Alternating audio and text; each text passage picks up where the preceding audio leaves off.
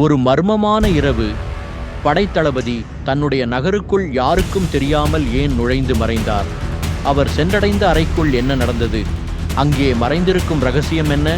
இந்த வீடியோவில் காணலாம். கரையோரத்தில் கடல் அலைகள் அடித்துக் கொண்டிருந்தன. அப்போது ஒரு அழகிய பெண் பாதி தரையிலும் பாதி நீரிலும் மயங்கி கிடந்தாள். அந்த காட்சியை பார்த்த இளஞ்செழியன் திடுக்கிட்டான். அவள் உயிருடன் இருக்கிறாளா இல்லையா என்று புரியாமல் கற்சிலையைப் போல் அங்கேயே நின்றுவிட்டான். சில நேரம் கழித்து அவன் தன்னை கட்டுப்படுத்தி கொண்டு பெண்ணின் மூக்கருகே விரலை வைத்து பார்த்தான். மெதுவாக சுவாசம் வந்தது. வேளிர்குல மங்கை தவிர வேறொரு பெண்ணை தொட விரும்பாத அவனது மனம் அந்த நொடியில் மாறியது. மெதுவாக அவளை தூக்கிக் கொண்டான். ஆனால் மனதில் பயம் இருந்தது. காவலர்கள் பார்த்துவிட்டால் என்ன ஆகும்? இருந்தாலும் உயிர் காப்பது தன் கடமை என்பதால் அந்த மங்கையை கரங்களில் தாங்கிக் கொண்டு இருளில் முன்னேறினான். வாயிலில் இருந்த காவலர்கள் அவனை பார்த்து ஆச்சரியப்பட்டார்கள். பெண்களை எப்போதும் கண்ணால் கூட பார்க்காதவன் இப்படி ஒரு பெண்ணை தூக்கிக் கொண்டு வந்திருப்பது அவர்களுக்கு வியப்பாக இருந்தது. சிலர் சிரித்துக் கொண்டார்கள். ஆனால் இளஞ்செழியன் எதையும் பொருட்படுத்தாமல் தனது மாளிகைக்குள் விரைந்து சென்றான். அவளை மேசையில் இருந்த மஞ்சத்தில் மெதுவாக கிடத்தினான். சிலை போலவே இருந்த அந்த உருவத்தை பார்த்து அவள் மீது போர்வை போடச் சொல்லி அருகில் இருந்த வீரனை நோக்கினான். அந்த வீரன் வேறு யாரும் இல்லை, ஹிப்லஸ். இளஞ்செழியனின் வலதுகரம் போலிருந்த நம்பிக்கைக்குரிய யவன வீரன். அவன் மங்கையின் இடதுகரத்தை சுட்டிக்காட்டினான். அங்கே இருந்தது அபூர்வ நகை, பறக்கும் அன்னத்தைப் போல் வடிவமைக்கப்பட்ட கை ஆபரணம். அந்த சமயத்தில் திடீரென்று கதவை தட்டும் சத்தம் கேட்டது. அதை கேட்ட ஹிப்பலாஸ் அதிர்ந்து, ஆபத்து வந்துவிட்டது என்றான். ஆன்று வரை மனக்குழப்பம் என்னவென்று அறியாத இளஞ்செழியனின் நுண்ணறிவு கூட அந்த இரவின் விசித்திர நிகழ்வுகளால் சற்றே கலங்கி நின்றது. மாளிகை வாயிலில் திடீரென்று அதட்டும் சத்தம். அதை கேட்ட ஹிப்பலாஸ் நடுங்கி, ஆபத்து வந்துவிட்டது என்றான். இதே சமயம் கதவு மீண்டும் பலமாக அதட்டப்பட்டது. வெளியில் காவலர் தலைவர் கூவினார், கதவை திறக்குங்கள், இல்லையெனில் உடைக்கப்படும். ஹிப்பலாஸ் கலங்கியவாறு, படைத்தலைவரே, கதவை திறக்கட்டுமா, இல்லை அவர்களை உடைத்து வரவிடட்டுமா என்று கேட்டான்.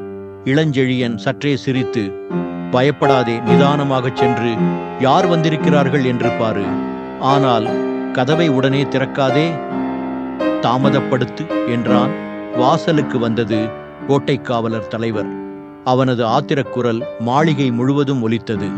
அப்போது இளஞ்செழியன் அமைதியாக, ஹிப்பலாஸ், இந்த மாளிகை கதவு சேரநாட்டு வைர மரத்தாலானது. தாழ்பாள்கள் வடநாட்டு இரும்பாலானவை. அதை உடைப்பது சுலபமில்லை. நாம் இன்னும் சிறிது நேரம் பெற்றுக்கொள்ளலாம் என்றான். உத்தரவின்படி ஹிப்பலாஸ் மெதுவாகச் சென்று தாழ்பாள் அடைபட்டது போல பாசாங்கு செய்தான். பிறகு பெருமூச்சு விட்டபடி, கோட்டை தலைவரே, மன்னிக்கவும், தாழ்பாள் துர்ப்பிடித்து போயிருந்தது என்றான். ஆனால் தலைவன் கடும் கோபத்தில், பெரும் நிகழ்ச்சி நடந்திருக்கிறது, கதவை திறக்க உனக்கு ஜாமம் ஒன்றே ஆகிறது என்று சத்தமிட்டான். அறையில் இருந்த இளஞ்செழியன் மஞ்சத்தில் சாய்ந்தபடி எழுந்து தூக்கத்தில் இருந்து விழித்தவன் போல நடித்தான். ஹிப்பலாஸ், ஏன் என்னை எழுப்பினாய்? 2 ஜாமம் முடிந்துவிட்டதே என்றான். ஹிப்பலாஸ் பின் நின்றிருந்த கோட்டை தலைவரையும் காவலர்களையும் சுட்டிக்காட்டி, எனக்கு தெரிகிறது படைத்தலைவரே, ஆனால் இவர்களுக்கு தெரியவில்லை என்றான். அறைக்குள் நுழைந்த காவலர்கள் சுற்றி நோக்கினார்கள். கவசங்கள் சிதறிக் கிடந்தன. ஆனால் அந்த யவன பெண் எங்கும் இல்லை. அதிர்ச்சி அடைந்த கோட்டை தலைவன், படைத்தலைவரே, நீங்கள் தூக்கி வந்த அந்த பெண் எங்கே என்று கேட்டான். இளஞ்செழியன் சிரித்தபடி, என்ன சொல்கிறீர்கள் கோட்டை தலைவரே? உங்களுடைய வீரர்கள் குடித்துவிட்டு கற்பனை செய்து உளறுகிறார்கள் போல என்றான். அவனது வார்த்தை போல சிலர் தள்ளாடினார்கள். ஆனால் திடீரென்று கோட்டை தலைவனின் கண்கள் அறையின் மூலையில் பாய்ந்தன. அங்கு விழுந்திருந்தது அந்த யவன பெண்ணின் இடது கையிலிருந்த அன்னப்பறவை வடிவ நகை. விளக்கொளியில் வைரங்கள் ஜொலித்தன. அதை நோக்கிய ஹிப்பாலாஸ் உள்ளுக்குள் நடுங்கினான். எல்லாம் வெளிப்படையாகிவிட்டது. கோட்டை தலைவன் சத்தமாக உத்தரவிட்டான், படைத்தலைவனையும் கைது செய்யுங்கள். கோட்டை தலைவன் உத்தரவிட்ட போது கோடையிடி போல் அந்த மாளிகை பூராவும் பயங்கரமாக ஊடுருவியது. ஹிப்பலாஸ் உதவிக்காக வந்தபோது 2 வீரர்கள் அவன் கழுத்தில் ஈட்டி வைத்தனர். மஞ்சத்தில் உட்கார்ந்திருந்த இளஞ்செழியன் மிக முக்கியமான வேலையில் ஈடுபடுபவனைப் போல் ஓலைச்சுவடிகளை எடுத்தார். படைத்தலைவரே, அந்த ஓலைச்சுவடிகளை பற்றி கவலைப்பட வேண்டாம், பாதுகாத்து எம்மிடம் ஒப்படைப்பார்கள் என்று கோட்டை தலைவன் சீற்றம் அதிகமாக கூறினான். கோட்டை தலைவன் உத்தரவுக்கு ஏற்றபடி பதில் கேட்கும்போது இளஞ்செழியன் சுவடிகளின் புதையலையும் அறிவுக் களஞ்சியத்தை பற்றியும் மிக நிதானமாக விளக்கினான். அது கோட்டை தலைவனின் கோபத்தை இன்னும் அதிகரித்தது. கோட்டை தலைவரே, நீண்ட நாட்களாக தமிழகம் சேவகம் புரிந்தும் சோழர் படை உபதலைவனை சிறை செய்யும் அதிகாரம் யாருக்கும் இல்லை என்பதை நீங்கள் புரிந்து கொள்ளவில்லையா? காரணம் காட்டாமல் நள்ளிரவில் அறைக்குள் நுழைந்து என்னை சிறை செய்ய முயற்சி செய்தீர்கள். எந்த ஆதாரத்திற்காக? தெளிவாக சொல்லுங்கள் என்று கூறினான். இதோ ஆபரணம், உமது குற்றத்திற்கு ஆதாரம், போதுமா என்றான் கோட்டை தலைவன். இது கடற்கரையில் நான் கண்டெடுத்தது என்றான். அதை அணிந்திருந்தது ஒரு பெண், அது ஒரு யவனப் பெண்.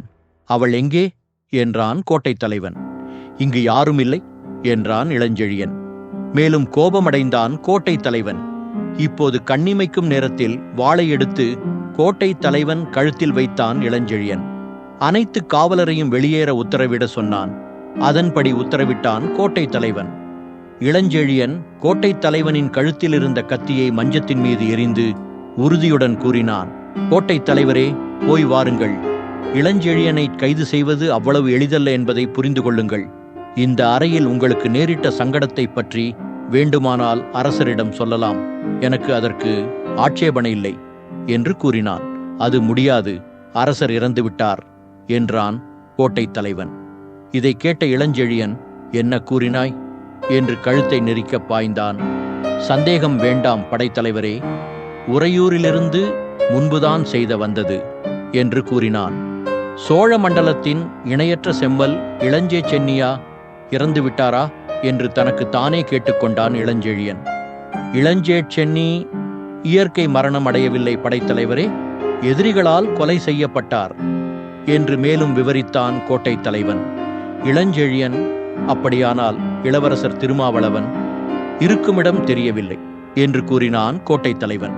நீங்கள் தூக்கி வந்த பெண் மட்டுமல்ல, இன்னொருவரும் வந்திருக்கிறார். தற்சமயம் அவர் தலைமையில் யவனர்கள் திரட்டப்படுகிறார்கள். நாளை காலை பூம்புகார் யவனர் கையில் இருக்கும். கடல் வாசல் வழியாக யவனர்கள் தமிழ்நாட்டில் நுழைவார்கள் என்று கூறி வெளியேறினான் கோட்டை தலைவன். இதை பார்த்த ஹிப்பாலஸ், பிரபு, அந்த பெண் சாபக்கேடு என்று சொன்னேனே, அவள் உடல் பட்ட நேரம் மன்னர் மாண்டு விட்டார்.